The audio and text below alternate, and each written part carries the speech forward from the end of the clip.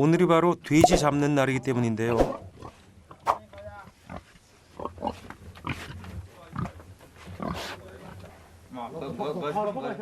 나시족은 사주커라는 전통을 가지고 있습니다.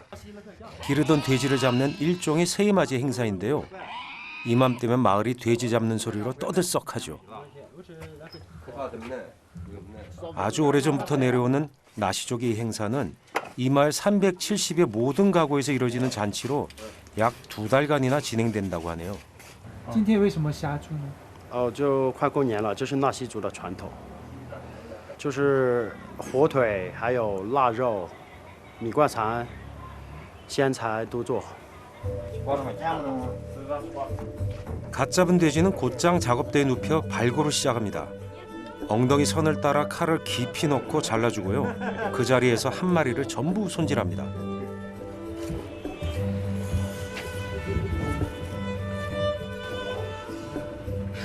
잡은 돼지는 뭐 하나 버릴 게 전혀 없습니다. 이 창자로는 순대를 만들 요량인데요. 나중에 사용하기 쉽게 미리 부풀려서 모양을 잡아놓는 겁니다.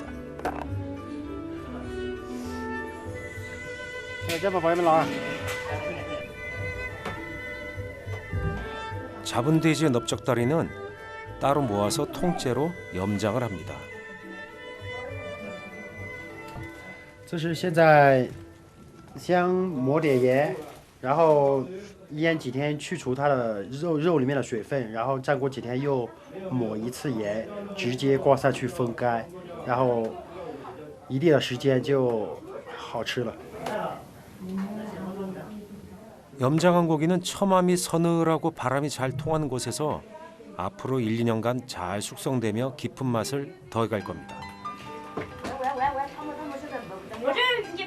같은 시각 부엌에선 손님 맞을 준비로 분주해지는데요.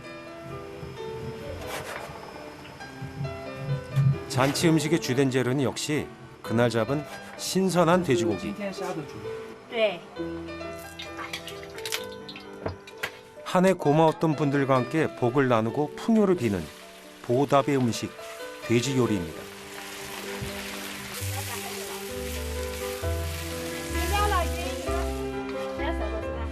파를 듬뿍 넣은 돼지고기 볶음. 나시족이 1년 내내 즐겨 먹는 돼지 요리 중 하나죠.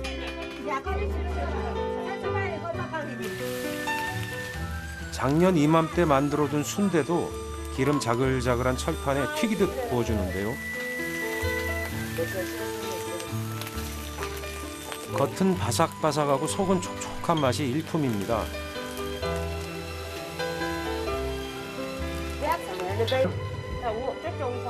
흩어져 살던 가족들도 이날만큼은 한자리에 모여 돼지고기로 회포를 풉니다.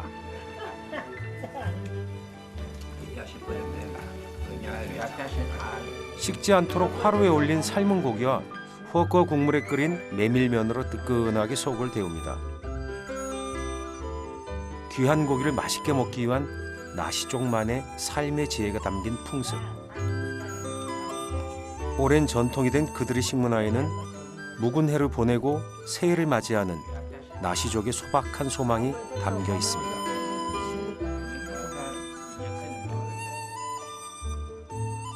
다음 날 아침 새해맞이 행사가 한창인 또 다른 집을 방문했습니다. 순대 만들 준비를 하늘 보니 이 집도 돼지를 잡은 것 같죠?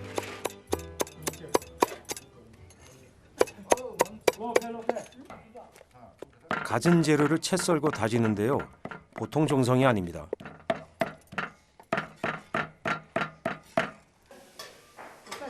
부엌에선 식사 준비가 한창입니다. 가만 보니 밥은 다 된 것 같은데 또 뭘 하려는 걸까요? 아, 순대 넣을 밥을 지었군요. 这个米汤又装在那个碗里，冷了就吃了，像饮料一样，比饮料还好。这个汤。 아하, 우리도 저렇게 솥에 물을 부어서 숭늉을 우려내곤 했죠. 속재료가 다 준비되면 신선한 돼지피를 넣어서 골고루 섞어 주물러 주는데요. 순대를 만들 수 있는 날은 돼지를 잡은 이날뿐입니다.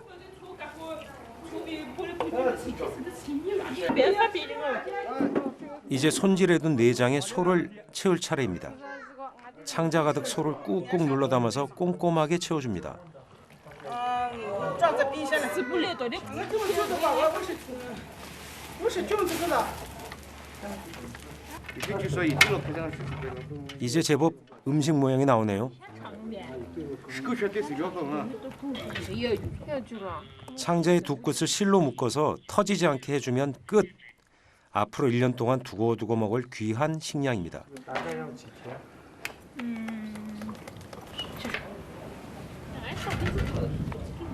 이것이 끝이 아닙니다. 한 가지 과정이 더 남았는데요. 挂干了才可以吃，过几天挂干了就可以吃。下来以后，然后洗干净又煮去吃。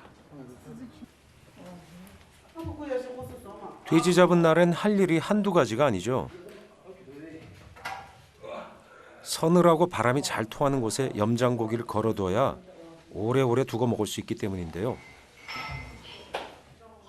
새해를 맞을 때면 어느 집에서나 흔히 볼 수 있는 그런 풍경입니다. 여름 최고의 보양식 민어. 목포 앞바다 산지 직송. 400g 푸짐한 한상. 29,900원 무료 배송으로 만나보세요. 这些就是我家前年腌制的火腿，火腿呢，腌好以后呢，挂起来风干，不是的晒干，这个是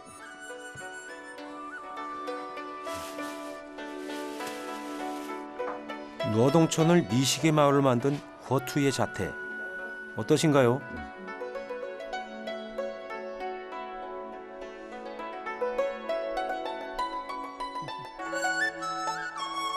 돼지 넓적다리를 통째로 염장해서 만든 이 허투이는 중국 전역에서 널리 사랑받는 아주 귀한 음식입니다. 这个是新鲜的，要准备腌了，到外边去腌吧。 자, 만드는 과정을 한번 따라가 볼까요?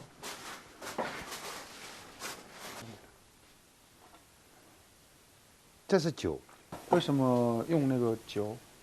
酒它的渗透能力比较强一点，啊，酒到我里面装着嘛，也起到。 이렇게 직접 담근 술을 발라줍니다.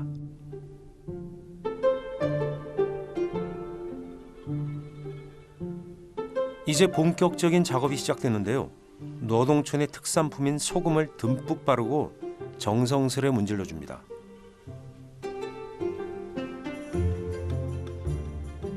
那这个骨头和这个骨头呢，就要多放一点盐，那它涮骨头就往里面渗透下去了。 칼륨 성분이 높은 노동의 소금을 조상 대대로 내려온 방식 그대로 반복해서 발라주는데요.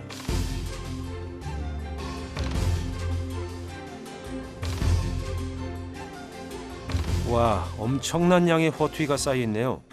워낙 압도적이라 입이 떡 벌어집니다. 이건 1차 염장 후 한 달가량 지난 허투이인데요.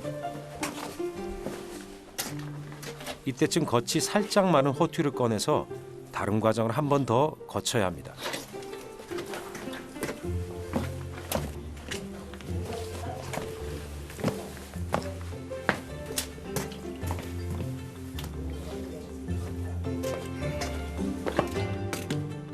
그 사이 육질이 제법 탄탄해졌습니다.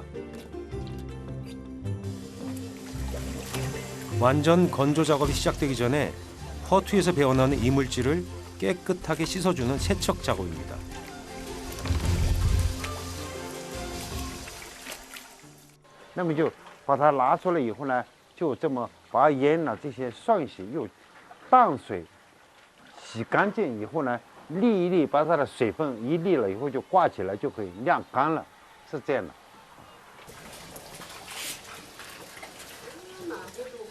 이제 수분을 쭉 빼고 선선한 곳에 걸어서 말려주기만 하면 되죠.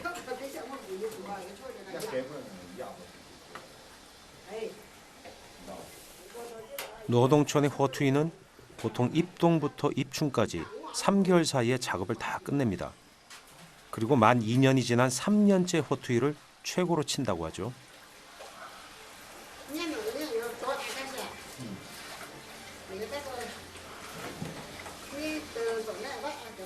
숙성의 시간만큼 맛이 깊어진 이유겠죠.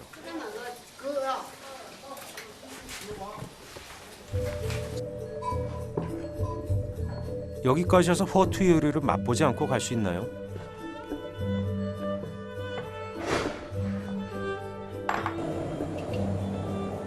짠맛이 강한 호투이는 요리 전에 물을 붓고 한 소끔 끓여내서 짠맛을 어느 정도 제거해 주는 것이 중요합니다.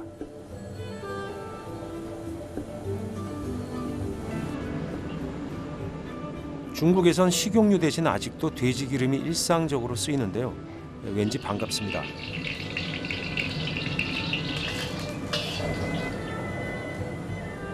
돼지 기름을 두른 팬에 먼저 줄기상추를 넣고 볶아줍니다. 살짝 쓴맛이 감돌고 아삭아삭해져서 호투이와 썩 잘 어울립니다. 노동의 흔한 가정식 중 하나죠.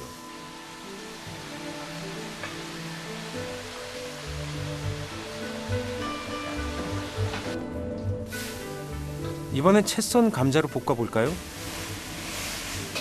호투이 데친물을 좀 넣으면 따로 간을 할 필요가 없어서 아주 좋죠.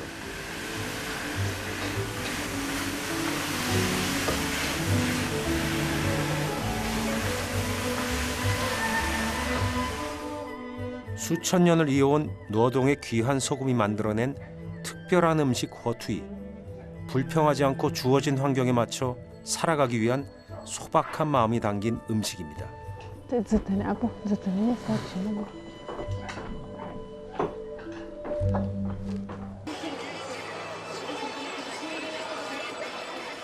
우리에겐 가깝고도 먼 나라, 식도락의 천국 일본으로 갑니다.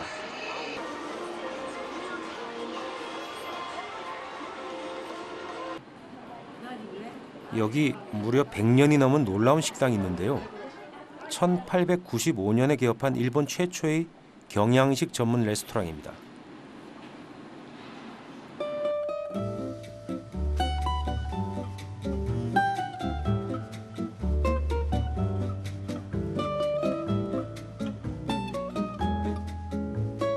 일본이 만들어낸 양식의 왕자, 돈가스를 만들어 볼까요? 먼저 저민 돼지고기에 달걀물과 빵가루를 입혀서 재료를 준비합니다.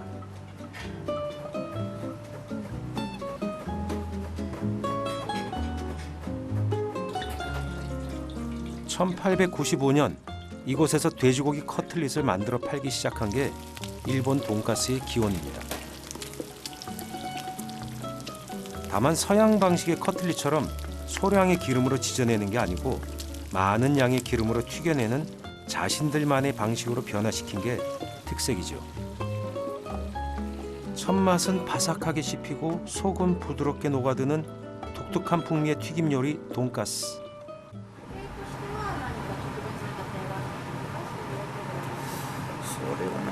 パン粉が粗めの生パン粉ということぐらいだと思います。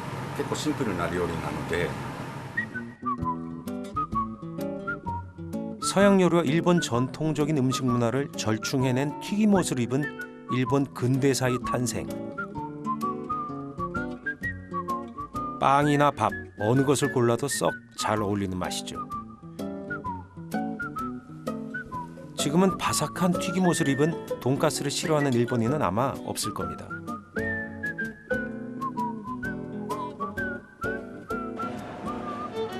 하지만 그 이면에는 오랜 육식 금기를 깬 또 다른 이야기가 숨어 있습니다. 메이지 유신 시대에 소, 돼지 등의 육식을 해금하기 전까지 일본은 종교적인 이유로 1200년 동안이나 가축의 살생과 식용을 금지한 나라였습니다.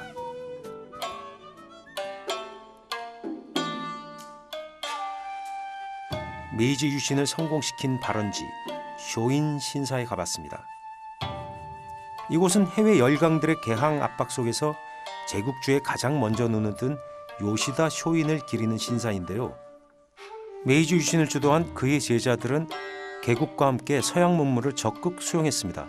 그때 등장한 게 바로 돈가스입니다. 메이지 시대 사람들의 변화에 대한 열망이 가득 찼던 곳. 근대 국가로의 급속한 변신을 상징하는 개항도시 요코하마입니다.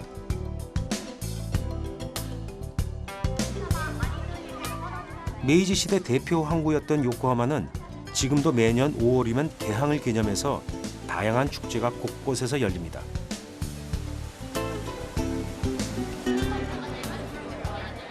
어제와 오늘 그리고 내일의 생활 방식이 송두리째 바뀐 엄청난 변화를 온몸으로 겪은 메이지 시대 사람들.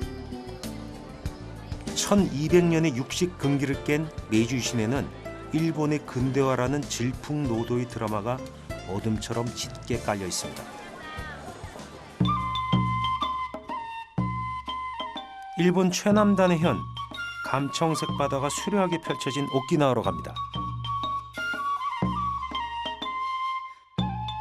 현청 소재지가 있는 오키나와의 중심지는 나하라는 도시인데요. 류큐 왕국의 수도 슈리의 외항이기도 했던 곳입니다.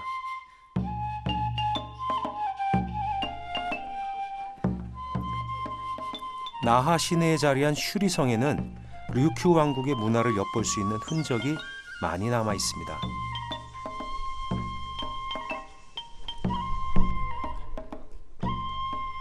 중국식과 일본식이 기묘하게 뒤섞인 건축 양식이 독특합니다.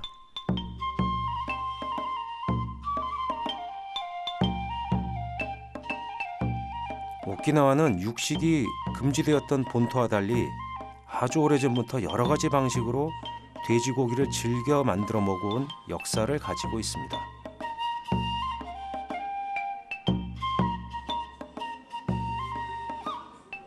에, 1404年から約1868年まで1886年ですねまで、23回ぐらいの中国皇帝の使者札幌氏が来留しました。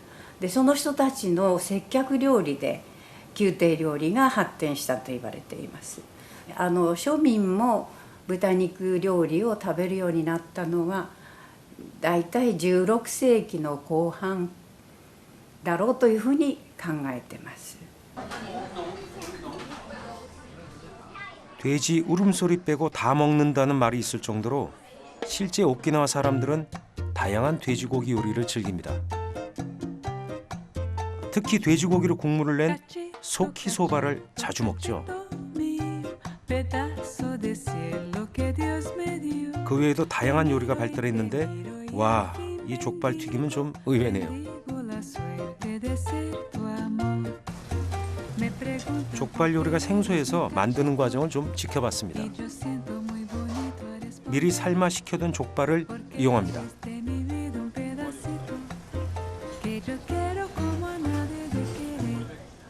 자, 이제 간단히 튀김옷을 입혀서 펄펄 끓는 비밀의 기름에 튀겨볼까요?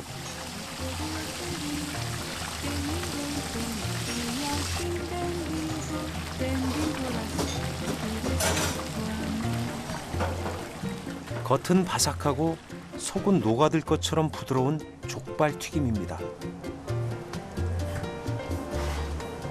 沖縄の食文化のもうを形成しているのはやっぱり豚肉ですから豚肉なしでは沖縄の食文化っていうのは成り立たないというほどね非常に大事な食材ですね。はい。 우리는 젊은 주부를 따라 시장으로 가봤습니다. 정육점에서 판매하는 상품들도 대부분 돼지고기입니다. 이곳에는 웬만한 부위는 다 있는데요. 내장은 한번 삶아서 요리하기 편한 상태로 판매하고 있습니다. 젊은 주부들에게 아주 인기가 좋습니다. 洗ったりするわけでボイルした後もずっと洗うわけでするとねもう一度もねこぼさなくたって油全く出てこないから 우리는 젊은 주부의 초대로 가정집을 방문했습니다. 마침 식사 준비가 한창입니다. すごく淡々と作る。 삶은 돼지고기도 빠질 수 없죠. 고기는 잘게 썰어서 가볍게 한번 볶아줍니다.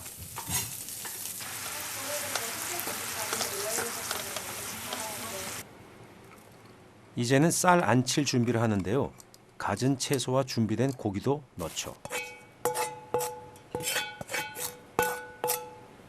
かつおだしよく沖縄を使うので、かつおだしと豚肉のだしを一緒に。 오키나와의 건강 밥상과 조리법은 익히 잘 알려져 있습니다. 밥물 하나도 대충 넘어가는 법이 없습니다.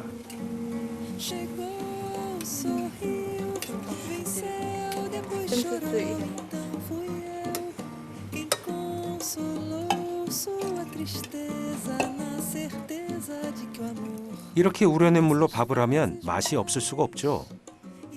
오키나와의 청정 바다에서 건져 올린 해초까지 영양이 꽉 차 보입니다.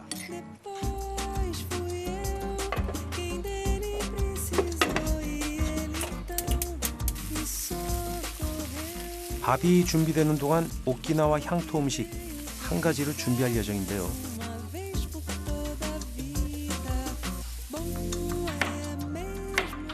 우리가 여주라고 부르는 고야를 썰어서 돼지고기 두부 등과 함께 볶아줍니다.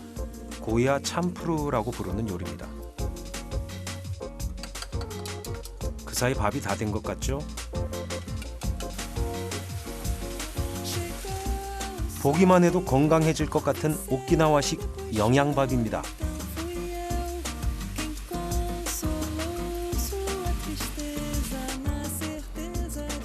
아이들을 위한 특별한 돼지고기 요리도 빠질 수 없죠.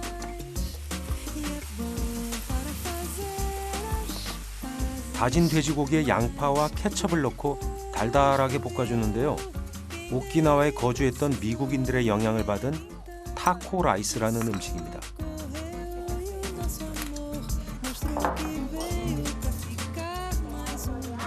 오늘은 이웃 부부까지 초대해서 식탁이 더 풍성해졌습니다.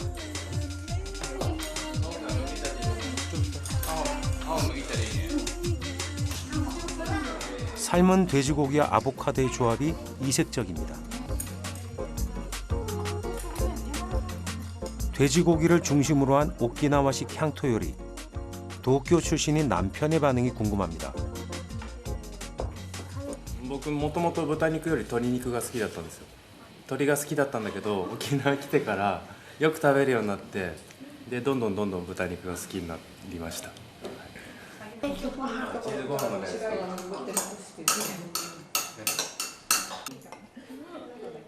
류큐 왕국에서 전해진 돼지고기 요리의 유구한 역사. 수백 년 동안 먹어온 이 건강한 요리들은 지금도 오키나와 사람들의 식탁 위에 전해지고 있습니다.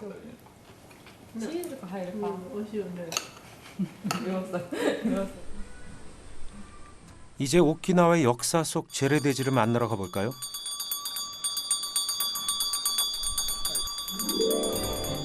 작은 몸집에 재빠른 이 녀석들이 재래종 아구입니다. 2차 대전 당시 거의 자취를 감추면서 한때 멸종 위기에 처하기도 했었는데요. 다행히 최근에는 아구를 키우는 이들이 늘어간다고 합니다. 키우는데 시간이 오래 걸리고 다 커도 일반 돼지보다 몸집이 작아서 사육에 어려움이 많은 아구 돼지. 그래도 오키나와 사람들은 아구를 숙명으로 알고 키웁니다. 그 돼지를 키우는 자로서 인간의 숙명도 생각하기 때문이겠죠.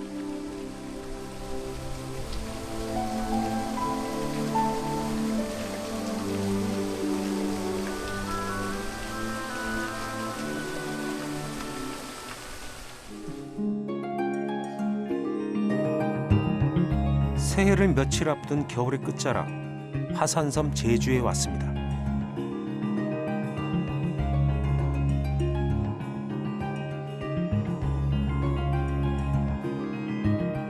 시간도 잠시 숨을 고를 것처럼 그림 같은 바다가 눈앞이지만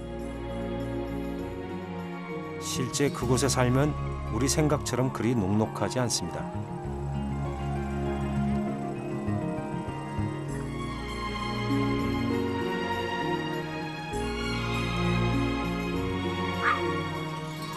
늘 보던 바다라지만 언제 무슨 일이 생길지는 아무도 모르니까요.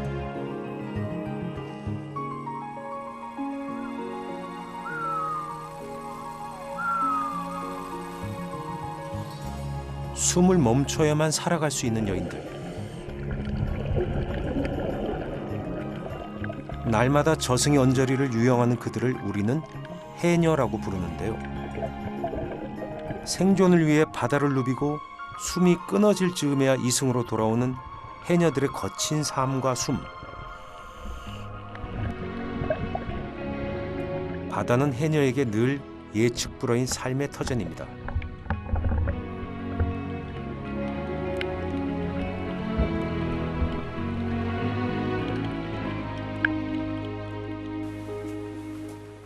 거친 자연 속에서 살아온 탓일까요? 아직도 제주에는 토속 신앙이 조용히 전해지고 있습니다. 그래. 손으로 만들어야 이 손구뭇이 들어가야 조상들은 아는 거죠. 정성 들였다는 거. 오직 이 지역 제주 김영에서만 행해진다는 돛제를 하루 앞둔 날.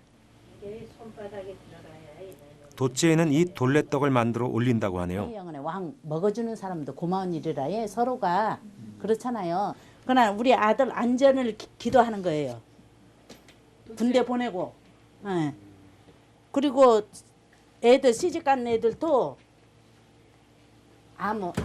아프지 말고 탈럿이 해달라고 그렇게 기도드려요. 다 이게 준비가 돼 있어요. 그렇지 않으면 정신이. 돛제를 지낼 때는 특별한 음식 한 가지를 더 준비합니다. 삶아둔 거친 보리와 바다에서 갓 따온 모자반으로 돛죽을 끓일 겁니다.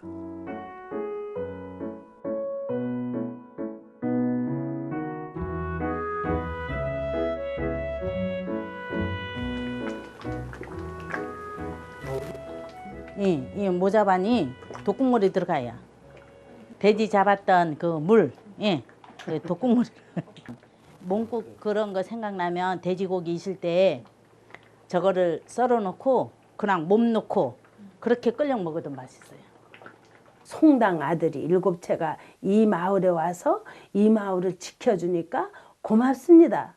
이 죄를 지내며 편안하게 해줬어. 그렇게 해서 하는 거죠. 신들의 섬 제주. 마을마다 당신이 있는데 이곳 김영은 송당신의 7번째 아들인 신을 모시는 지역이죠. 구저 앞 김영리에 위치한 이 굴도 원래는 당신을 모시는 신앙의 공간이었습니다.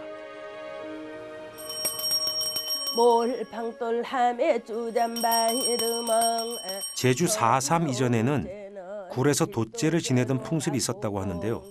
지금은 각 가정에서 지내는 걸로 바뀌었습니다.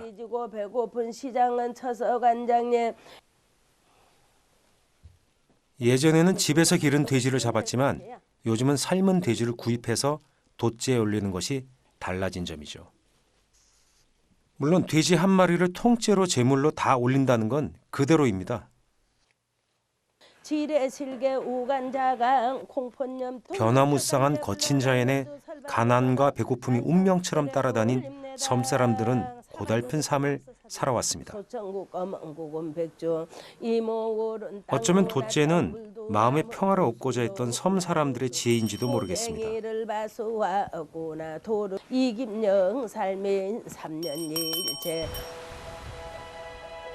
제주마을 전역에 있는 당들의 고향 송당. 이곳은 여신이 낳은 46명의 자녀들이 석상으로 모셔져 있습니다. 그 7번째 아들을 모시는 자가 바로 돛제인 거죠.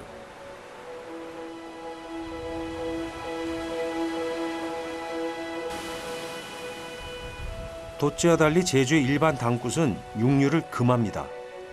이유가 있을까요? 공동체의 굿인 당국 같은 게 있어서 연중 보통 4번 정도 계절제를 지내는데 그렇게 정기적으로 지내야 되는 의례가 있는가 하면 비정기적으로 어떤 상황, 누가 아프거나 사고가 나거나 피치 못할 사정이 생겼을 때 급하게 의례를 지내야 될 때가 있죠. 이때마다 돼지고기를 바쳐야 된다면 돼지를 계속 잡아야 되니까 사람이 생존할 수 없게 되는 거예요. 점심 무렵 마을 주민들이 하나둘 모여듭니다.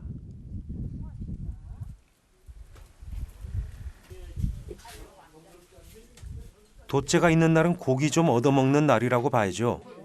하루 중 아무 때나 방문해도 식사를 대접해 드립니다.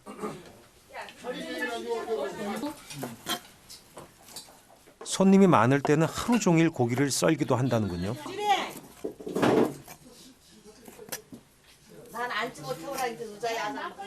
언니 돛제 다 끝났어. 이거 언제 꽉에 빨리 없어.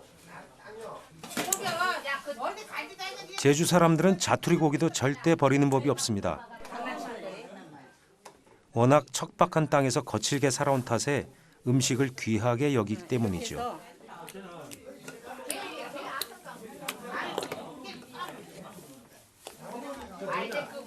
(100명이) 와서 드시고 음식 드시고 가면은 그래서 복이 받는데요. 옛날에 그렇게 했어요. 예. 예, 동네 다 나눠서 베풀라고. 돼지를 잡아서 제물로 올리고 그 돼지로 죽을 쏘어서 이웃과 나눠 먹는 독특한 의례인 돛제. 마을 공동체의 결속을 단단히 다지는데 이만한 의식이 또 있을까요?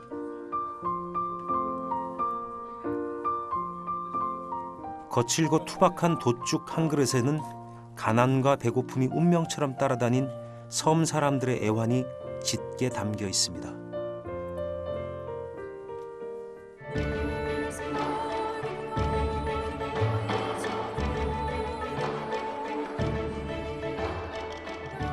거친 바다를 온몸으로 겪으며 무수히 생과 사를 넘나든 섬 사람들의 애환 어린 삶.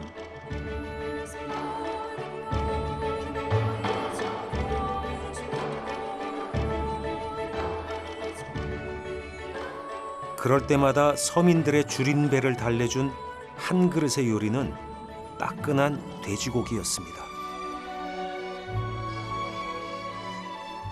서민들의 편에서 항상 든든히 마음과 육신을 달래주던 돼지.